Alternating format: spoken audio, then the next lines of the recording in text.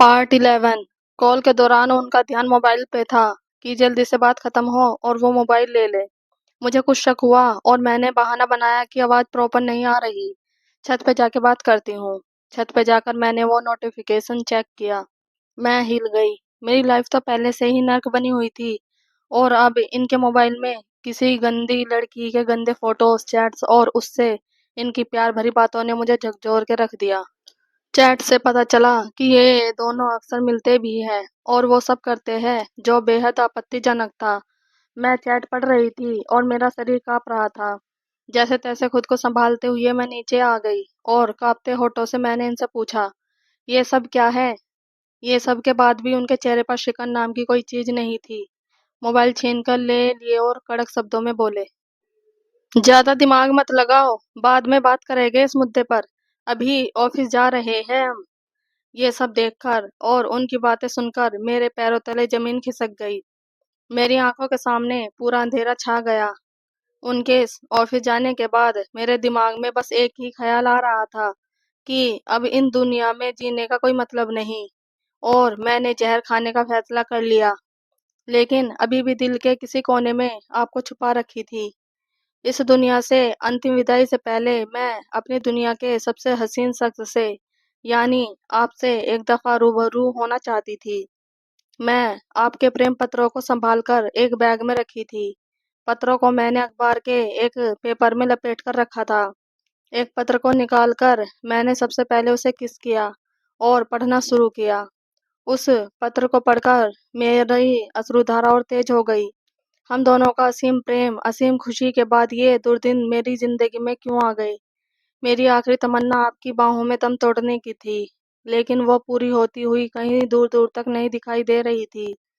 पढ़ने के बाद जब मैं पत्र को उसी अखबार के पन्ने में लपेट रही थी, तभी मेरी नज़र उस अखबार की एक हेडिंग पर गई, जिस पर लिखा था, आरती ने किया जिले का नाम रोशन। हेडिंग पढ़ने के बाद मैंने उस न्यूज़ को पढ़ना शुरू किया। दरअसल उस न्यूज़ में एक दूसरी आरती की प्रेरक कहानी थी, जो शादी के बाद पति और ससुराल वालों के दुर्व्यवहार, मारपीट, दहेज प्रताड़ना से प्रेरित थी। पेट में पल रहे गर्भ के बावजूद उसे तलाक भी दे दिया गया। इन सब के बाद भी उसने एक कार्य कर दिखाया जो सबके लिए मिसाल बन गया।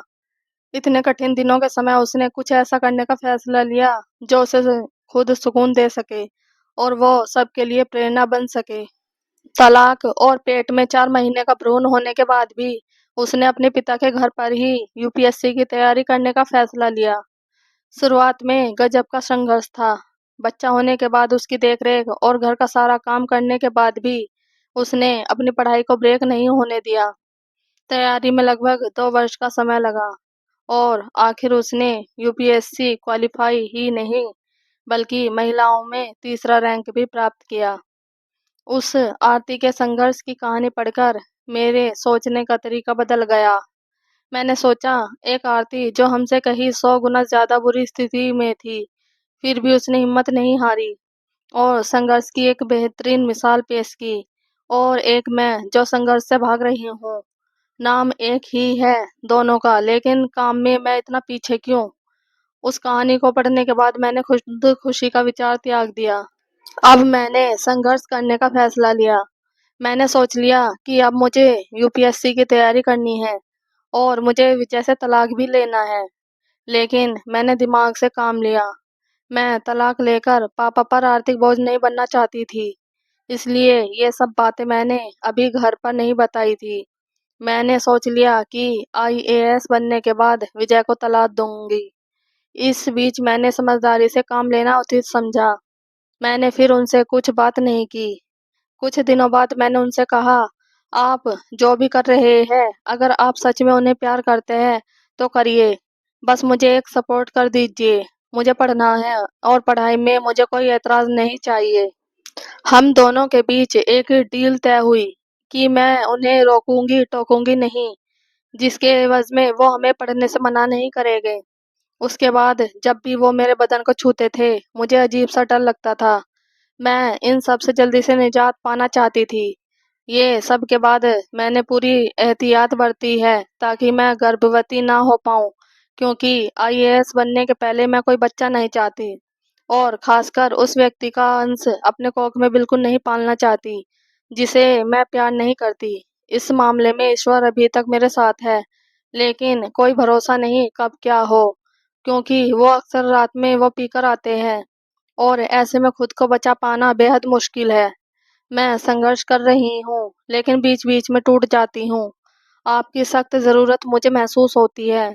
आपको बहुत मिस करती हूँ। आपसे मिलकर बहुत अच्छा लगा और ये जानकर और भी अच्छा लगा कि आप भी वाराणसी में रहते हैं और यूपीएससी की भी तैयारी करते हैं। ईश्वर से प्रार्थना करूँगी कि हम दोनों का चयन हो जाए। एक और बात, मैं उस मामले में थोड़ी स्वार्थी बन रही हूँ। पता नहीं मुझे कहना चाहिए या नहीं, लेकिन मैं कह देना चाहती हूँ। मैं तो शादीशुदा हूँ। आप हमसे कहीं बेहतर डिज़र्व करते हैं और आपको हमसे कहीं दूना बेहतर मिलेगी।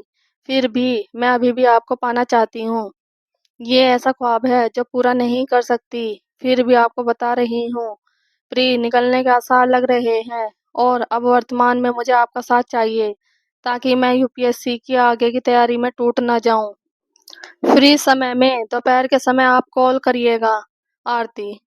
आरती की ऐसी कहानी पढ़कर दिल का बेहद दुखी होना और आंखों में नमी आना स्वाभाविक था, लेकिन उस पत्र ने मेरा एक असमंजस दूर कर दिया।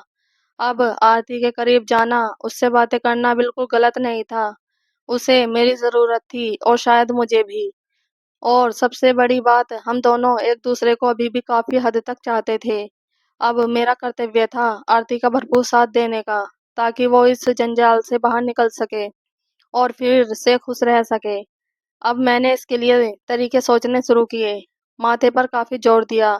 उस रात सोया नहीं, पूरा समय सोच विचार में व्यतीत किया और इस निष्कर्ष पर पहुंचा कि आरती ने जो सोचा है बिल्कुल सही है, लेकिन आईएएस बनने तक इस तरह विजय को झेलना हमें उचित नहीं लगा, क्योंकि ये आरती के लिए बिल्कुल सही नहीं था।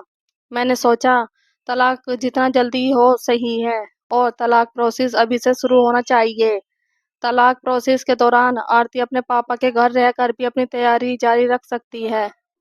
मैंने यहाँ तक सोच लिया कि तलाक के बाद हम दोनों के पेरेंट्स राजी हुए तो हम दोनों सदा के लिए एक बंधन में बंध जाएंगे और इसके लिए भरपूर कोशिश करेंगे और इस बीच अपनी पढ़ाई भी जारी रखेंगे। मैंने अगले दोपहर ऑफिस से बाहर निकलकर पार्क में बैठकर आरती को कॉल किया और अपनी बातों और सोच से अवगत कराया। आरती काफी खुश हुई। उसे मेरा आइडिया ज्यादा सही लगा, लेकिन ये सब चीजें आसान नहीं थी, बेहद मुश्किल था। तलाक के लिए सबसे जरूरी आरती के पेरेंट्स को कन्विंस करना था और दूसरी सबसे जरूरी चीज विजय को गलत ठहराना था, जिसको आधार बनाकर कोर्ट आरती के तलाक का प्रार्थना पत्र स्वीकार कर सके। यानी अब जो जरूरी चीज था वो था सबूत जुटाना। आगे का पार्ट देखने के लिए पार्ट 12 देखें। और अगर आपको हमारी ये स्टोरी पसंद आई हो तो प्लीज़ लाइक, कमेंट और सब्सक्राइब जरूर कीजिएगा। Thank you.